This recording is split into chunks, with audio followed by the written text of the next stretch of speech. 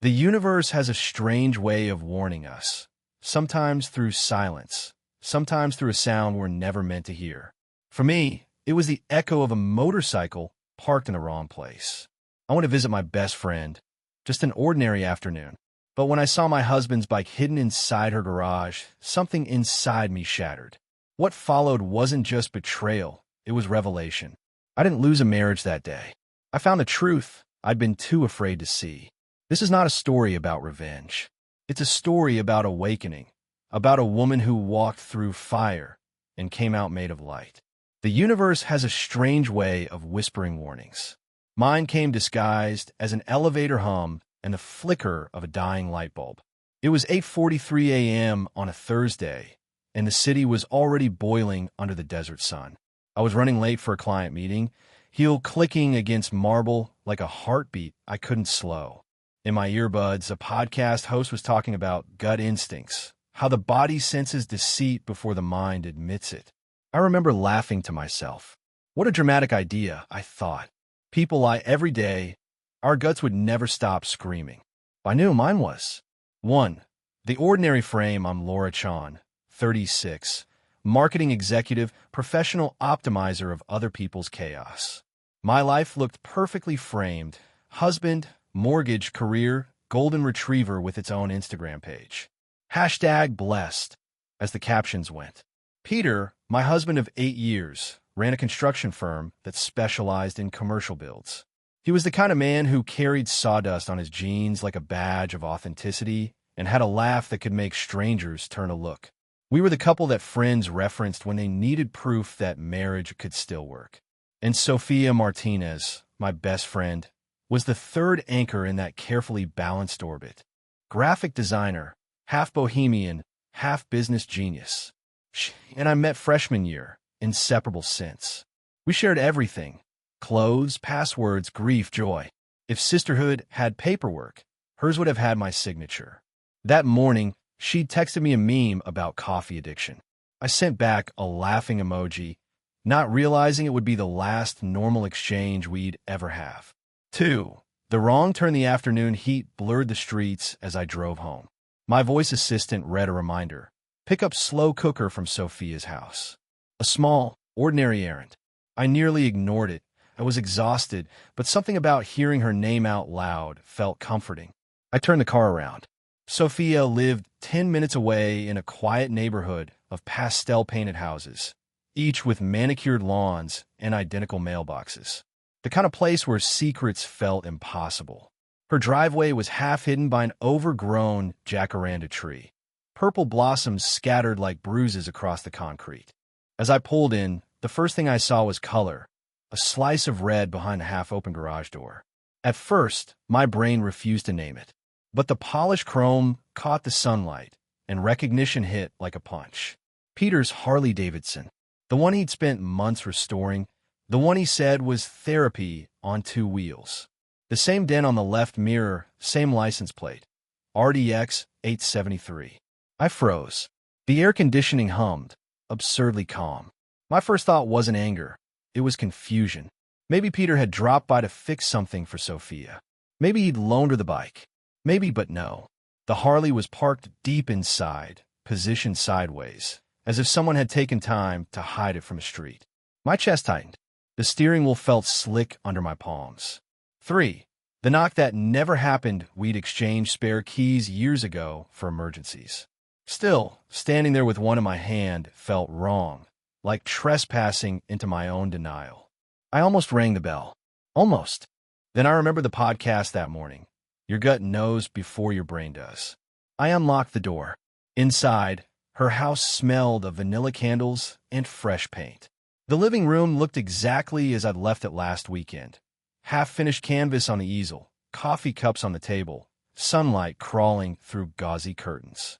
Nothing suspicious, nothing alarming.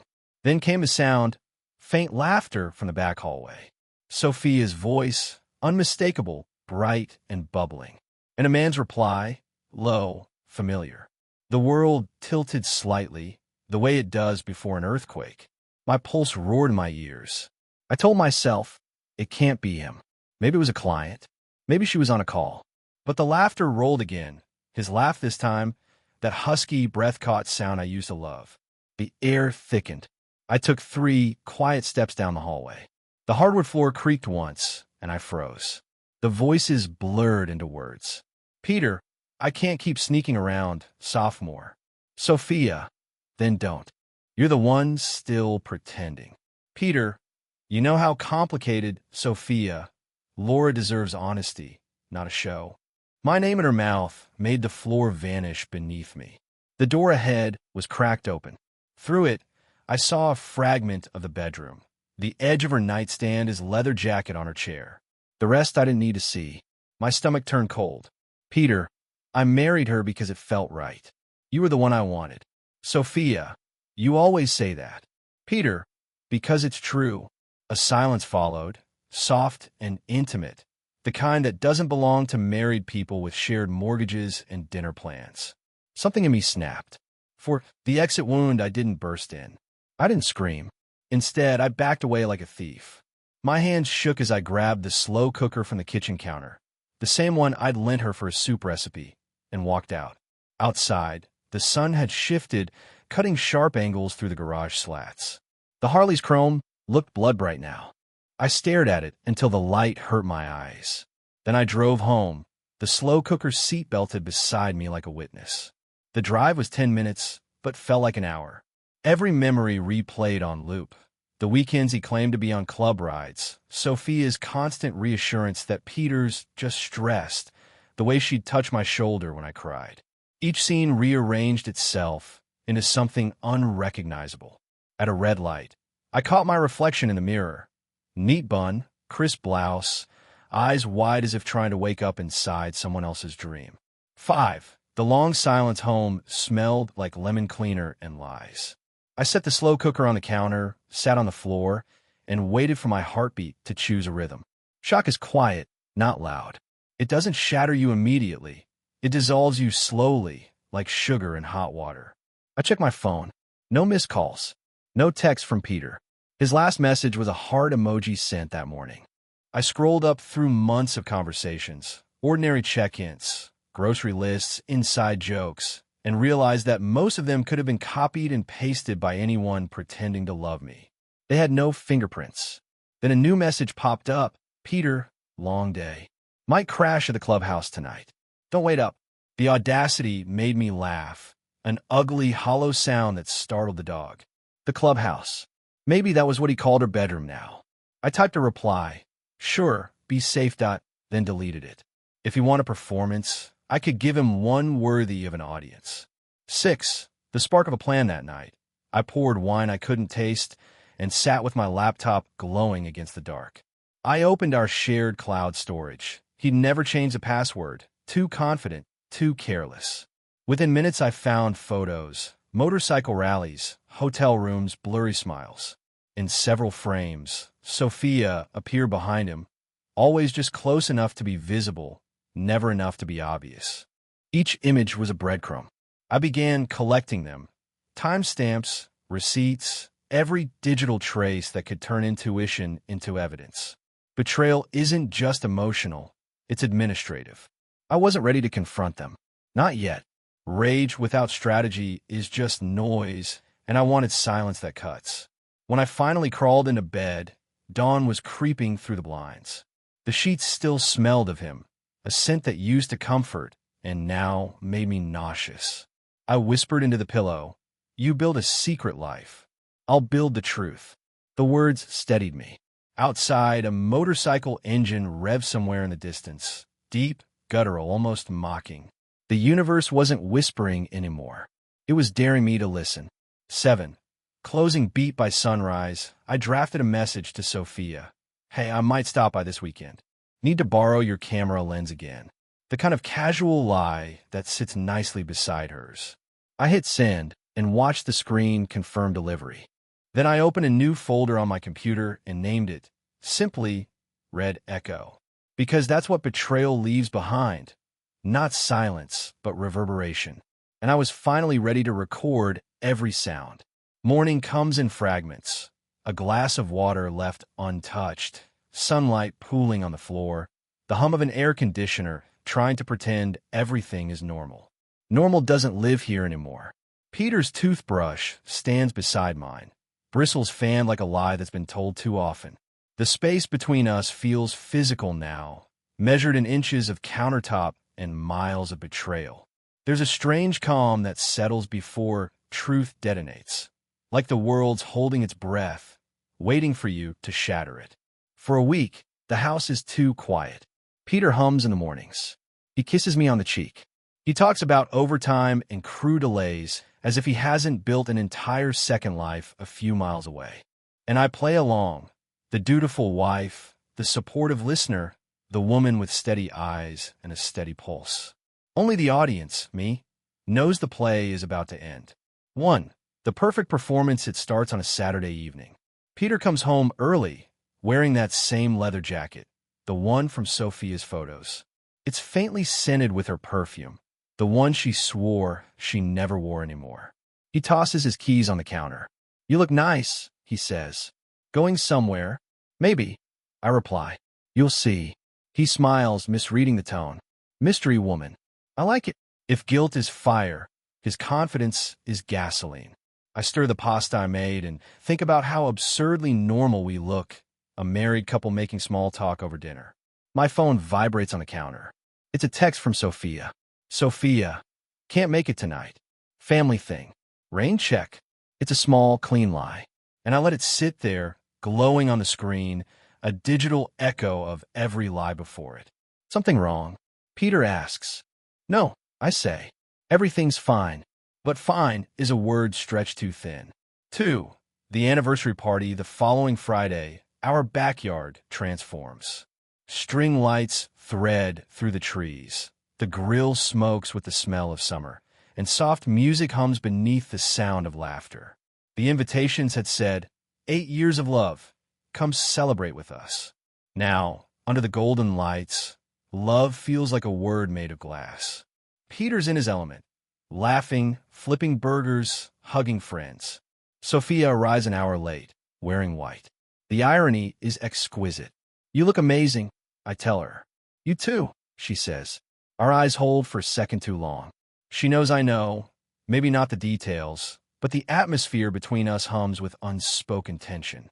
Throughout the evening, I feel their eyes find each other.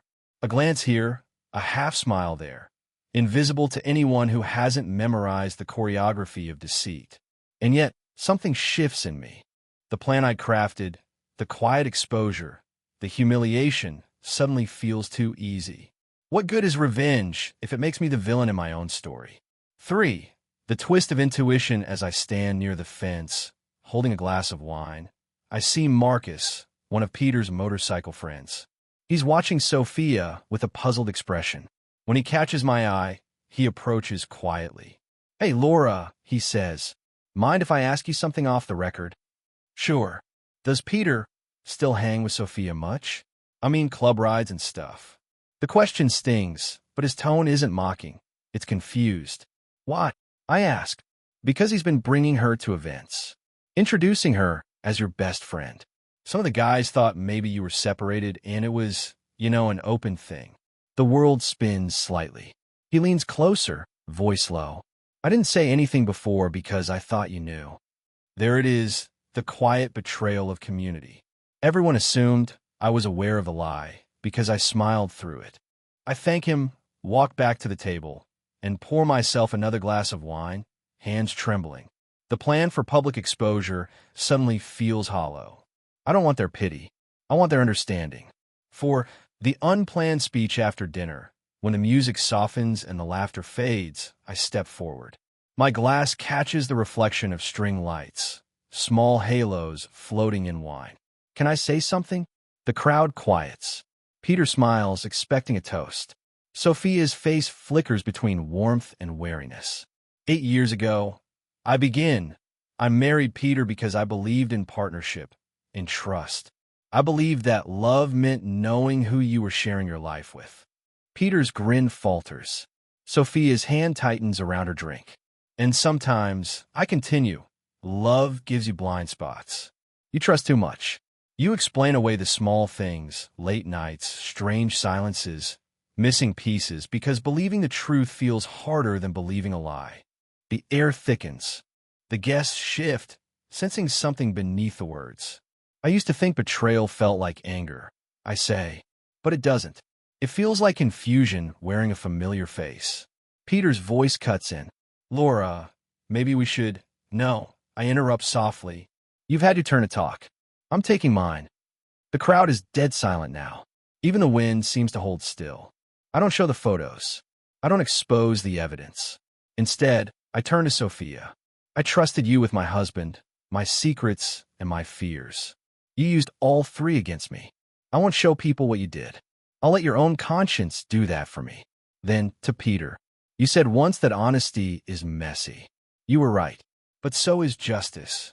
I raise my glass slightly, the sound of clinking glass cutting through the silence. To truth, the kind that doesn't need proof anymore.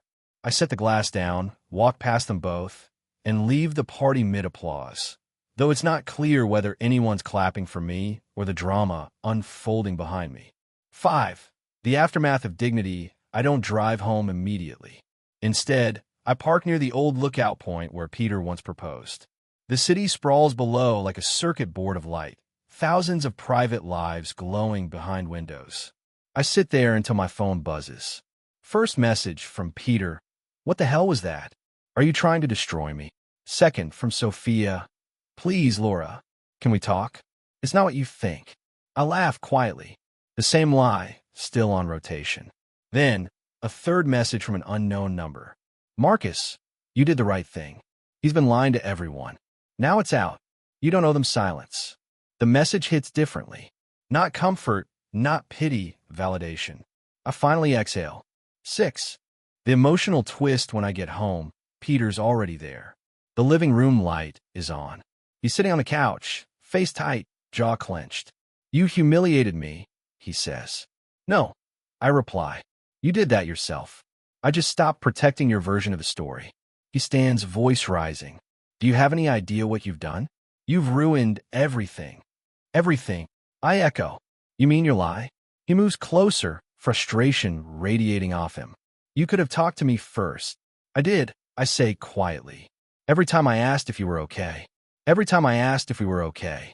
You lied. That was our talk. For a long moment, he doesn't respond. Then his shoulders drop, the anger draining out, replaced by something almost childlike. Fear. I didn't mean for it to happen, he murmurs. It just did. Accidents are for car crashes, I say. Not choices. He opens his mouth again, but I've already turned away. 7.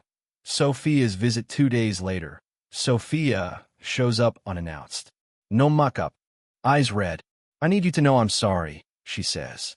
I didn't want to hurt you. Then why did you? She stares at the floor. Because he made me feel seen. And I was tired of being the side character in my own life. It's a raw confession, pathetic and honest in equal measure. For the first time, I see not a villain, but a lonely woman who mistook attention for love. You wanted to be seen, I say, but you disappeared yourself instead. She nods, crying. Do you hate me? No, I say. I just don't trust you anymore. There's a difference. That night, I realize forgiveness isn't always mercy. Sometimes it's self-defense. 8. The turning point. The next morning, I call my lawyer. My voice is steady. I'm ready to file, I say. He pauses. Adultery? No, I answer. Freedom. It's not about revenge anymore. It's about reclaiming authorship of my story, my choices, my silence. As I hang up, sunlight spills through the window, landing on Peter's empty coffee mug. I pick it up and wash it clean. The act feels symbolic, small but sacred. The woman in the reflection of the kitchen window doesn't look broken anymore. She looks awake. 9. Final beat. That evening, I take a drive.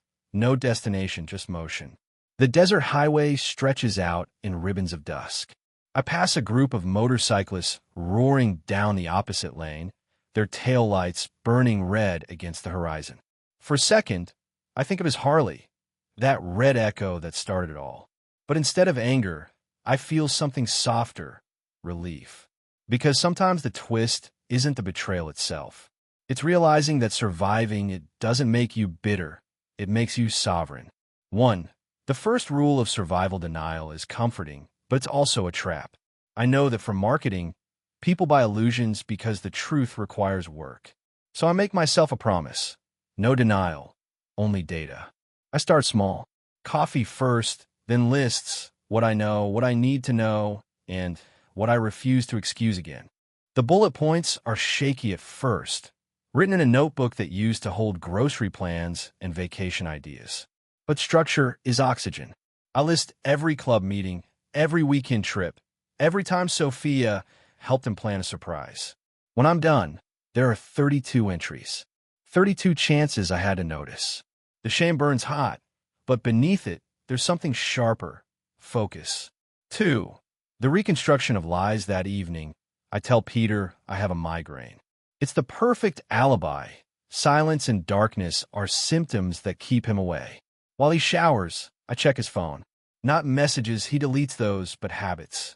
His call logs, his maps history, the subtle trails people forget. A recent location stands out. Phoenix Marriott downtown. 2 visits this month. Once on a Thursday when he claimed he was working late. The body always betrays the lie. Mine does it now, my pulse thudding like footsteps in an empty hallway. He comes out of the shower, towel around his waist, casual, humming. I ask about his day, and he give me the same line, busy, babe. The crew's falling behind schedule. He kisses my forehead. The smell of soap almost masks the faint trace of perfume I don't wear. I memorize it. 3. The double life Sophia calls the next day. Her voice is too bright, like glass catching sunlight. How are you feeling, Lo? You sounded tired last night. Better, I say. We should grab lunch this week. Sure. Friday. Her eagerness is almost cruel. I wonder if she's checking my temperature, making sure suspicion hasn't infected me yet. I agree, hang up, and stare at the ceiling. The world has become a stage where everyone's reading from the wrong script. That night, I text my friend Mara, the one person not entangled in this web. She's a forensic accountant, someone whose idea of fun involves spreadsheets and patterns. Me, ever help track infidelity instead of embezzlement? Mara, same tools, different motives. What are we looking for? Within minutes, she sends me an app that logs phone pings and GPS data. You're not crazy, she writes. You're gathering evidence. It's strange how a sentence can rewire you.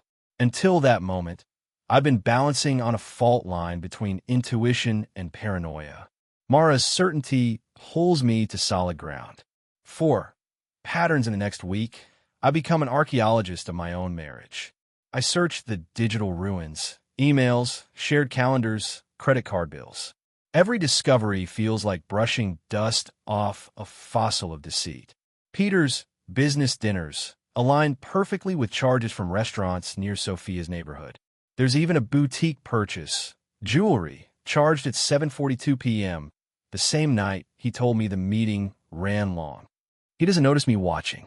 Betrayers rarely look backward. But guilt has a smell. It's in the way he hesitates before unlocking his phone, the way his tone softens artificially when he says my name.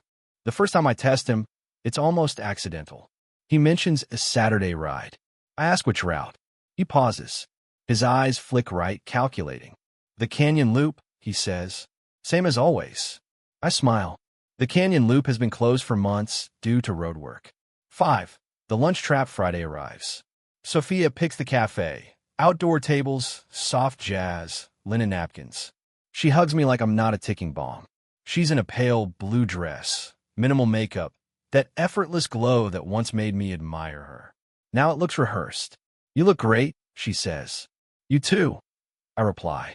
We order salads. I watch her hands, delicate, perfectly manicured. The same hands that must have unbuckled Peter's jacket, traced his skin. I don't ask obvious questions. Instead, I talk about Peter softly like a wife seeking comfort. He's been distant lately, I say. Work stress, she replies instantly. You know men. They shut down when they're overwhelmed. The script, flawlessly recited. She even reaches for my hand, her thumb brushing my knuckles in mock concern. He loves you, Laura. You have nothing to worry about. That sentence lands differently when you already know the truth. I smile. You're right, I say. but I might surprise him. Something special. Maybe a small anniversary party. For the first time, her expression falters. Just a fraction. But it's there. The split-second panic of someone calculating exposure. That's sweet, she says, regaining composure. He'll love it. I nod, sip my drink, and imagine the walls of her perfect life starting to lean inward. 6. Cracks in the facade days bleed into each other. Peter stays out later. His excuses become shorter, lazier. The guys wanted drinks. Ran overtime. Traffic was insane. Once I test him again. I text, "How's traffic? Wanting to wait up?" He replies, "Nah, already home." I check his location. The ping lands in an apartment complex near Sophia Street. I take a screenshot, timestamp it, and file it under proof number 12. My folder grows fat with evidence. Each item a small obituary for trust. Yet between the rage and the detective work, there's something unexpected, calm. Every fact I collect replaces confusion with clarity. Truth, even when ugly, has gravity. It anchors you. 7. Flashback. The first lie one night. Unable to sleep, I replay our marriage like a movie I suddenly understand. Our first fight had been about honesty, too. He'd hidden a minor job loss for weeks, afraid to worry me. When I found out, he said, "I didn't lie. I just didn't tell you yet." I remember forgiving him because I loved him. Now I see it for what it was, rehearsal. Patterns don't start as betrayals. They start as omissions that learn to grow teeth. 8. The mirror moment. A week later, I catch my reflection in the mirror and don't recognize her. This woman cataloging timestamps and analyzing patterns. But she's powerful, focused, dangerous in the best way. I realize Sophia and Peter built a secret life in silence. I'll dismantle it in daylight. 9. The final confirmation the night before his next club ride. Peter leaves his phone charging in the kitchen. He's in the shower. My heart thrums, a drumbeat of risk. I pick up the phone. Face ID doesn't work, but his passcode is the same as his bike's model year, 2018. Inside, there's nothing at first. A clean inbox, too clean. Then I find it, a hidden photo album titled RDX. The same letters on the Harley's plate. I open it. Dozens of photos. Sophia on the back of the bike. Wind tangling her hair. Sunglasses hiding her face, but not the familiarity of her smile. A hotel mirror selfie, his hand on her waist. Another image, her wearing his leather jacket, standing against his bike like she belongs there. I don't cry. Tears are too slow for this kind of revelation. Instead, I breathe, once, deep, deliberate, and take my own photos of the screen. Evidence complete. 10. The choice. There's a moment before every confrontation when silence feels like safety and speech feels like combustion. I stand in the kitchen holding his phone, the hum of the refrigerator the only sound. I could smash it. I could leave. I could call her. Instead, I put it back on the counter exactly where it was. He steps out of the shower minutes later, smiling. "You okay?" I look at him and realize I'm already gone, months ahead in some parallel version of my life where truth doesn't need witnesses. "I'm fine," I say, just thinking about next weekend. "Oh yeah? What's up?" "Maybe a party. Something small. For us." He grins, oblivious. "Sound good." The irony tastes metallic in my mouth. 11. Prelude to war. After he falls asleep, I draft invitations. Family, friends, colleagues, a few of his club buddies. People who matter to our shared story. Subject line, 8 years of love. Come celebrate with us. Inside, I had a small note, a night to remember. And as I type, I feel it, that subtle shift from victim to author. If they wrote my pain in secret, I'll publish it in daylight. 12. Closing beat. At 2 a.m., I step out onto the porch. The desert wind is dry, electric. Far away, a motorcycle engine grumbles. Maybe his, maybe someone else's. It doesn't matter. I whisper to the darkness, half prayer, half promise. "You want an adventure, Peter. You're about to get one."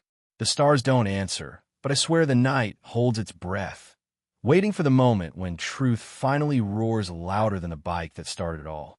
There's a silence that follows truth. Not peace, not relief, but a strange, heavy quiet that settles on the bones like dust. It's been 3 weeks since the night of the party. Peter moved into a rented apartment downtown. The lawyers are exchanging drafts, dividing a life that once looked whole. Furniture, bank accounts, photos, each item assigned a price, a number, a label. What no one can label is what remains. The gap between who I was and who I am now feels like a canyon, carved by betrayal, widened by clarity. 1. The weight of empty rooms, the house echoes differently. The absence of another heartbeat changes the acoustics of everything. I keep busy, meetings, gym, laundry. Survival disguised as routine. But grief is efficient. It finds the cracks between moments. It slides in when you're reaching for a mug or folding a shirt, whispering, "Remember when you believed?" One morning, I catch myself reaching for his coffee mug, the same one I washed clean the day I called the lawyer. I hesitate. Then I pour coffee into it anyway, set it opposite mine at the table, and stare at it for a long time. Maybe closure isn't erasing someone. Maybe it's learning to coexist with their ghost. The dog barks suddenly, jerking me out of thought. Someone's at the gate. When I step outside, I freeze. It's Sophia. 2. Sophia's second visit, she's holding a canvas under one arm. Paint smudges on her hands. Her eyes are swollen, her smile faint. "I know I shouldn't be here," she says. "But I finished this, and it felt unfinished without you seeing it." I hesitate, but curiosity wins. She sets the canvas against the wall, a portrait of 2 women standing side by side. One in shadow, one in light. "It's us," she says softly. Or maybe just the idea of us. Before everything. The painting is beautiful. Raw brushstrokes, grief caught in color. "You painted this after?" I ask. "After you left the party," she says. "I couldn't sleep. I kept seeing your face. I want to be cruel. I want to reject it. But the truth is, the art moves me. There's something honest about it. Pain stripped of justification. You're not forgiven," I tell her. "I know," she says, "but I'm sorry anyway." For a moment, we just stand there, 2 ruins sharing the same silence. Then she adds, almost in a whisper, "He called me last night. Said he misses you." That sentence lands like shrapnel. "Of course he does," I reply. "He's running out of mirrors." She flinches. I close the door gently, not in anger, in mercy. 3. The unexpected message that evening, Peter texts. "Peter, can we talk? One last time. Please." For a long while, I stare at the screen. There's danger in revisiting ghosts, but also unfinished business. I agree. "Me, tomorrow. Noon. At the house." When I hit send, something inside me steadies. Not forgiveness, not yet, but readiness. 4. The return the next day arrives looking smaller. Not physically, but in presence. The arrogance that once filled the room now hangs like smoke dissipating. "Place looks empty," he says. "That's what happens when you take things out of it." I answer. He half smiles. Still sharp. I let the silence stretch. He clears his throat. "I wanted to see you before we sign. I didn't expect it to end like this." "Nobody ever does," I say. "That's how endings work." He nods. I scanning the house. I keep thinking about that night. You didn't have to do that. In front of everyone. And you didn't have to do what you did. I reply evenly. But you did anyway. Privately. Repeatedly. He winces. "I made a mistake, Laura." "You made a pattern." I correct him. There's a pause. He looks down, hands trembling slightly. "Sophia told me she came by." "She did. And I let her see what she's become." He sighs, rubbing his temples. "I don't even know who I am anymore." "That's the first honest thing you've said in months," I reply. 5. The confession. He sits, shoulders hunched. "I didn't plan any of it. It just happened. You were busy, distant. I felt invisible." "So you made me invisible too," I say. His voice cracks. I wanted to feel something again. And now I feel nothing. The admission is both pitiful and freeing. For the first time, I see him not as a villain, but as a man broken by his own cowardice. "Do you love her?" I ask. "No," he says without hesitation. "It wasn't love. It was escape." I nod slowly. "Then maybe we both escaped. Just differently." He looks at me, eyes wet. Are you really going through with the divorce? Yes. You don't want to try again? Peter, I say quietly. Trying again means building on ashes. I want something that can breathe. 6. The emotional storm. He stands, pacing. You're stronger than I thought, he says. No, I reply. I just stopped mistaking endurance for love. He laughs softly, the sad kind. You'll make someone very lucky someday. Maybe I'll just make myself lucky for once. He walks toward the door, then pauses. Can I ask one thing? If it's forgiveness, not today. No, he says. Just tell me this. Did you ever cheat on me? The absurdity almost makes me laugh. No, Peter. I was too busy loving you. He nods, swallowing hard. That's what I thought. He leaves quietly, the door clicking shut behind him. The softest sound, yet somehow the loudest I've ever heard. 7. The storm within. When he's gone, I collapse onto the couch, every muscle trembling. Relief and grief are twins, born from the same moment of truth. For the first time, I allow myself to cry. Not for him, but for the years I spent shrinking myself to fit his version of love. The tears aren't soft. They're violent, cleansing, necessary. They carve space for something new to grow. Outside, thunder rumbles, the first storm of the season rolling in. The sky opens like a wound, rain hammering the glass. I open the windows anyway. Let it in. Let wash everything. 8. The spark of renewal. Hours later, as the rain softens to a whisper, I find myself staring at the canvas Sophia left. The two women, one shadow, one light. For the first time, I notice something I missed before. The woman in shadow isn't trapped. She's stepping forward out of it, one foot already in light. It's subtle, almost invisible, but it's there, a quiet declaration of movement. I smile faintly. Maybe forgiveness isn't something you give to others. Maybe it's the light you allow yourself to step into. 9. The call that night. Mara calls. You okay? She asks. Better, I say. Empty, but better. He signed the papers? Tomorrow. Good. You did what most people can't. You faced the fire without becoming it. Her words linger long after the call ends. I pour a glass of wine, sit by the window, and watch the rain turn into mist. The lights of the city blur behind it, like the past softening at last. 10. Prelude to the climax. Just before midnight, a notification pings. An email from Peter. Subject line, for closure. I hesitate, then open it. It's a letter, short, unpolished, but sincere. You were right. I didn't lose you the day you found out. I lost you the day I stopped seeing you. I'm sorry for every truth I buried under my own fear. You didn't deserve to carry my shame. I hope someday the world gives you everything I couldn't. For the first time, I believe he means it. But belief isn't the same as return. I close the laptop, feeling the story turning toward its end. Not his end, mine. A different kind of closure. Not the end of love, but the beginning of self-recognition. 11. Final build. The next morning, the sky is clear, washed clean. I sign the papers, hand them to the courier, and watch him drive away. 8 years distilled into a manila envelope. The silence that follows isn't empty anymore. It's spacious. I walk to the garage, the red Harley still there, left behind. For a second, I almost feel its weight, all the lies it carried, all the miles it traveled between me and her. Then, calmly, I take the keys, roll it to the curb, and place a for sale sign on it. The past, finally ready to leave. 12. Closing beat as I turn back toward the house. Sunlight breaks through the thinning clouds, catching on the wet pavement. The reflection looks almost poetic, two versions of me standing in that light. The one who endured and the one who evolved. And for the first time in years, I don't feel haunted by what was taken. I feel defined by what I reclaimed. Tomorrow, the world will still hum, the city will still move, and I'll still be here. Not the woman who was betrayed, but the woman who refused to stay broken. Because the real climax isn't destruction, it's rebirth. There are moments when silence feels heavier than thunder. The kind that doesn't demand words, it demands witness.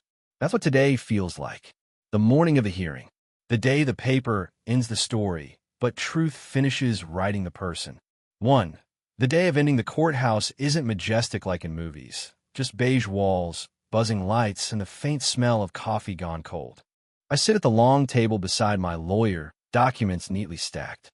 Across the room, Peter looks smaller again, polite, composed, rehearsed. He nods once when our eyes meet, a silent acknowledgement of everything we'll never say aloud. The judge reads through the papers like a conductor scanning sheet music. Both parties agree to an uncontested dissolution of marriage. Yes, Your Honor. The gavel hits once. Soundless finality. 8 years, reduced to a single syllable. Peter signs first. Then I do.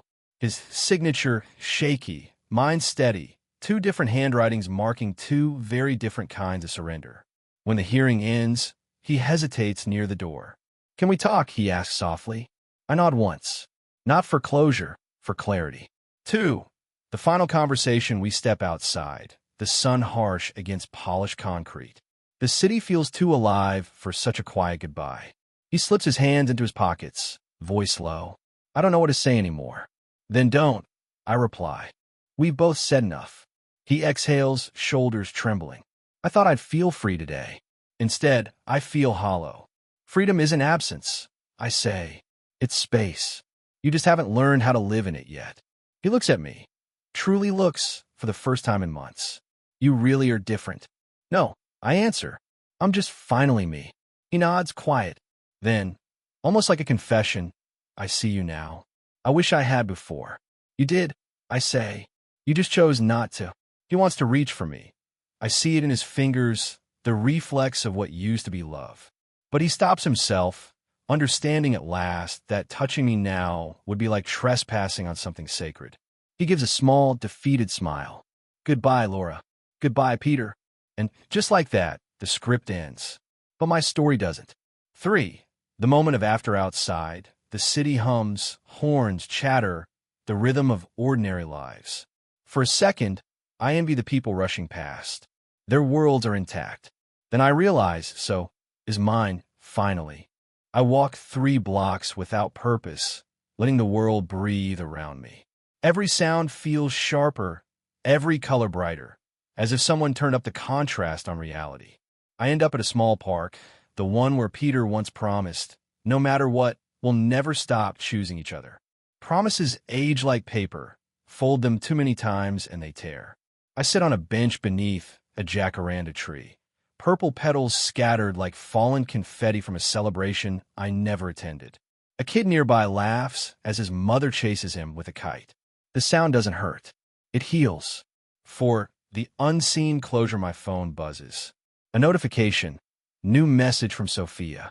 For a long minute, I stare at it. Then I open it. He left me too. I guess he finally ran out of people to lie to. I know I don't deserve your time, but I hope you find peace. You are always the brave one. There's no satisfaction in it, only silence, the kind that humbles rather than hardens. I type nothing back. Some stories don't need sequels. Instead, I delete the thread entirely. Watching it disappear feels like exhaling after years of holding my breath. 5.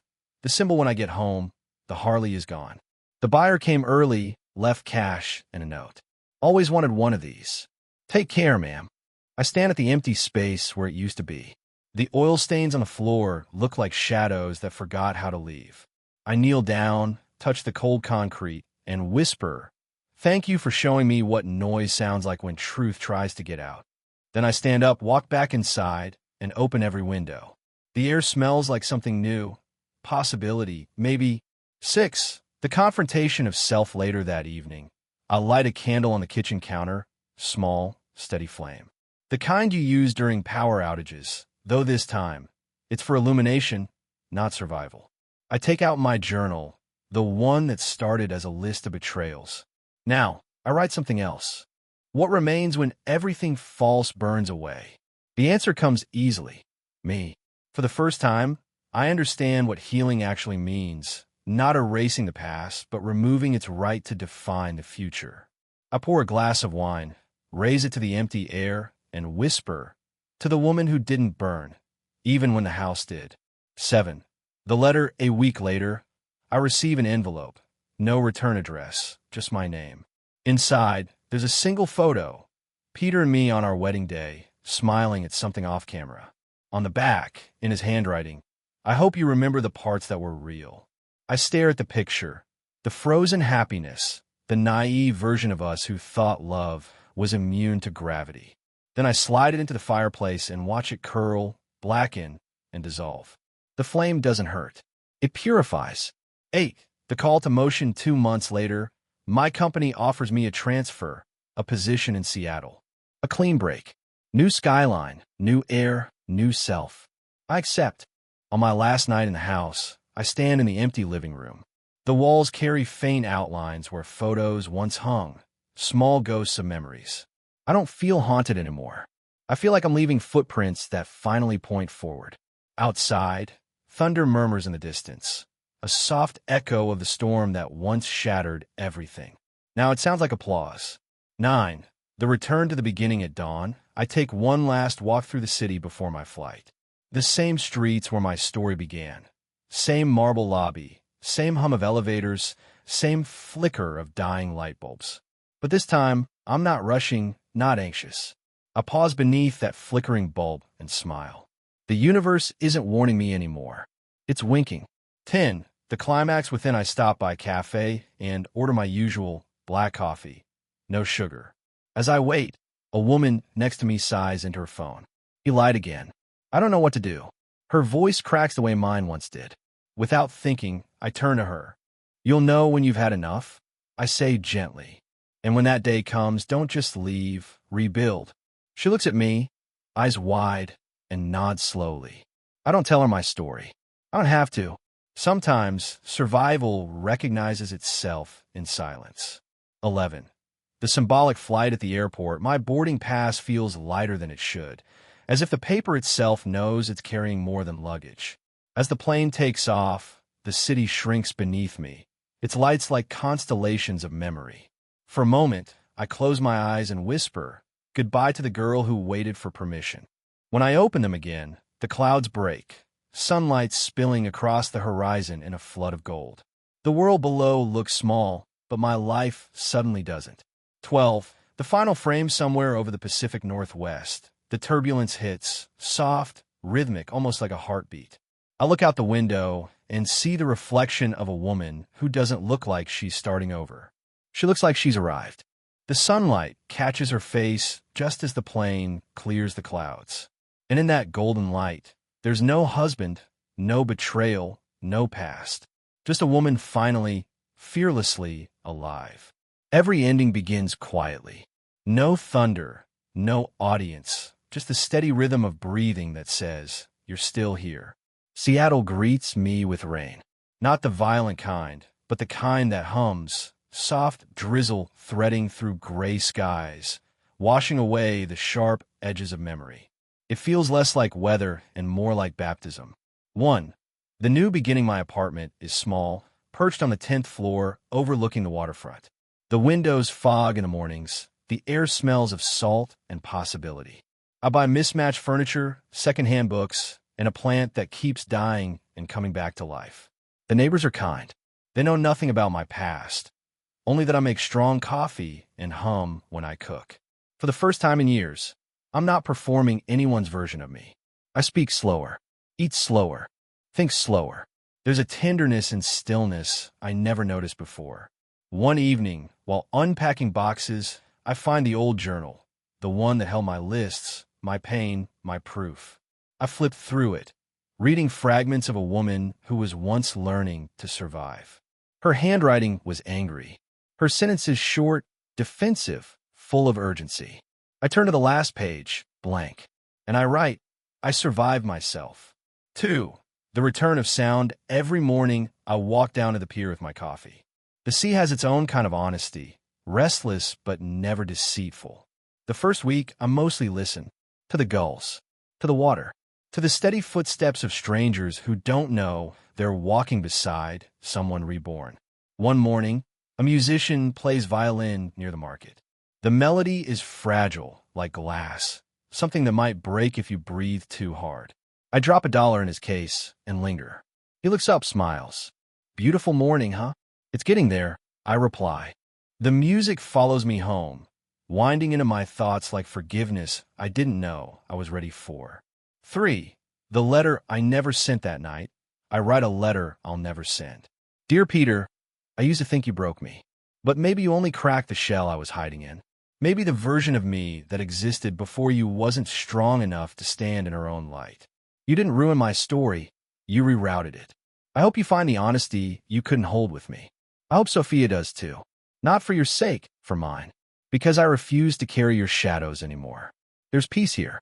The kind that doesn't need witnesses. The kind that arrives quietly and stays. Goodbye, for real this time. I fold the paper, slip it into a drawer, and let it rest there, a relic, not a wound. 4. The mirror weeks pass. I notice things again, the way morning light hits the counter, the sound of rain tracing the windows, the smell of cinnamon from the cafe downstairs. Healing doesn't announce itself. It just sneaks up on you one morning while you're brushing your teeth and realize you're not thinking about them anymore. In the mirror, I see a face with softness returning. Not the naive woman who believed love was safety, but the one who knows it's courage. I whisper to the reflection, "You're doing fine." And for the first time, I mean it. 5. The stranger on a Sunday, while grocery shopping, I bump into a stranger, literally. A tall man, quiet voice, warm eyes. He laughs, apologizes, helps me pick up the apples that rolled across the floor. "Guess I owe you an apple pie," he jokes. "I'll settle for not being tackled next time." I reply, smiling. It's nothing romantic, not yet. Just human. Gentle. A reminder that connection doesn't always demand history. Sometimes it just asks for presence. As we part ways, he says, "Take care, Laura." And I realize he must have read my name off the shopping list in my hand. But it still feels strange hearing it from someone new. Strange and good.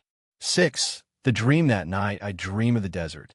The old house, the red motorcycle, the sound of rain hitting the garage roof. In the dream, I'm standing where it all began, but the Harley is gone, the air still, the silence kind. I walk toward the door, half expecting to hear voices behind it, the laughter that used to cut me open. Instead, I find only myself, sitting at the table, calm, writing. When I wake, I'm crying, but the tears are warm, not bitter. Some dreams aren't memories, they're farewells. 7. The phone call months later, I get a call from an unknown number. I almost don't answer, but something tells me to. It's Sophia. Her voice is quiet, almost unrecognizable. "I heard you moved. I just wanted to say I'm glad. You always deserved more peace than the world gave you." There's a pause. Then, softly, I'm painting again. I name the new series Echoes of Light. You're in it. Not your face, your strength. I don't know what to say, so I just whisper, "Thank you." Before hanging up, she adds, "You taught me something, that shame can't survive honesty." After the call, I sit by the window, watching sunlight drip through rain clouds. It's strange how the same people who break you can sometimes hand you the tools to rebuild. Unintentionally, unwillingly, but inevitably. 8. The exhibition a year later, I receive an invitation. Art exhibition, Echoes of Light, by Sophia Martinez. Curiosity wins. Ego. The gallery is small but crowded. Paintings line the walls. Abstract storms of color, textured emotion. At the center hangs a single canvas, a woman walking out of shadow, surrounded by light. The plaque reads, "Redemption for Elsie." I stare at it for a long time, and instead of anger, I feel gratitude. Not for the betrayal, but for the proof that I've evolved beyond it. As I leave, Sophia sees me. Our eyes meet. She nods once, no apology, no plea, just acknowledgement. It's enough. 9. The ocean after the show, I drive to the coast. The horizon stretches endless, silver and blue. I take off my shoes, walk into the cold surf until it reaches my knees. The wind tastes like salt and beginning. I close my eyes and speak softly. Not a prayer, not even a thought, just sound. Thank you. Not to Peter, not to Sophia, but to the life that didn't end when they left. 10. The letter of tomorrow that night, I start a new journal. The first page reads, "This isn't a story about betrayal. It's a story about remembering who I was before I forgot." I don't know where my story goes next. Maybe I'll stay here. Maybe I'll move again. But for the first time, the not knowing feels like freedom, not fear. 11. The epilogue of self a year becomes 2. The plant by the window thrives. The violinist still plays near the market. Sometimes the stranger from the grocery store joins me for coffee. We don't label it. It just exists, unhurried, unowned. And every so often, I dream of the woman I used to be, the one in shadow. But in those dreams now, she's smiling, because she knows I made it out. 12. Final lines on the second anniversary of my new life. I stand on my balcony at sunrise. The city glows beneath me, rain-slicked, alive, forgiving. I lift my cup of coffee and whisper to what breaks and what grows from it. And in that moment, I realize something simple and stunning. Love didn't fail me. It just led me home. Sometimes the deepest betrayals are not meant to destroy us. They're meant to reveal us. People who break your trust show you who they are, but how you rise after the breaking shows who you've become. Love doesn't mean losing yourself to keep someone else. Forgiveness doesn't mean weakness. It means freeing your heart from the weight of what you didn't deserve. In the end, peace isn't found in revenge or anger. It's found in reclaiming your own story, standing in your truth, and realizing that you were always enough, even when they made you feel otherwise.